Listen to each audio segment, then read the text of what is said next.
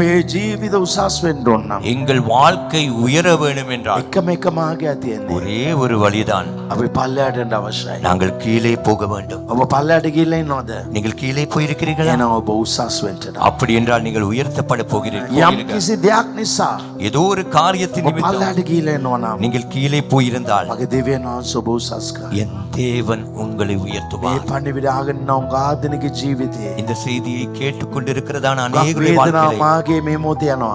இந்த நேரத்திலும் கூட அநேகர் வேதனை பாதையிலே போகிறீர்கள். இங்கு තමන් යන வருவார்கள். මාගේ තමන්ගේ දෙමව්පියන්ට පවා දන්නේ නැහැ. தான் போகிற அந்த பாதை தன் பெற்றோர்களுக்கு கூட தெரியாது. තමන්ගේ කැක්කුම තමන්ගේ වේදනාව තමන්ගේ පොඩිවීම අනියෙන් උන් දාගෙන යනවා කියලා කිව්වා. தன்னுடைய நோவையும் தன்னுடைய வேதனையும் யாரும் அறியாவிட்டாலும் அவர்கள் தனிமையாகவே அதை பிடித்து கொண்டு செல்லுகிறார்கள். වේදනාව සහ කැක්කුම එක තනිකමෙන් තමයි සිදු වෙන්නේ. வேதனையும் நோவும் அது தனிமையிலே தான் ஏற்படும். ගර්භ වේදනාව ඇති වෙන්නේ එක තනියෙන් තමයි එක ඒ වේදනාව විඳින්න වෙන්නේ. ஆகவே கர்ப்ப வேதனையாய் இருந்தாலும் கூட அதை கூட நாம் தனிமையாய் தான் அனுபவிக்க வேண்டும். සමහර වේදනාවල් අනිත් අය සම කතා කළා ඒක බෙදා ගන්න බෑ. ஒரு சில வேதனைகள் ඒක උන්ට இருக்கிறது. තේරෙන්නේ ஒரு சில வேதனைகள் இருக்கிறது, அதை மற்றவர்களுக்கு கூட பகிர்ந்து கொள்ள முடியாது, அவர்களுக்கு அது புரியவும் செய்யாது. සමහර අය උන් වේදනාවට පත් කරයි.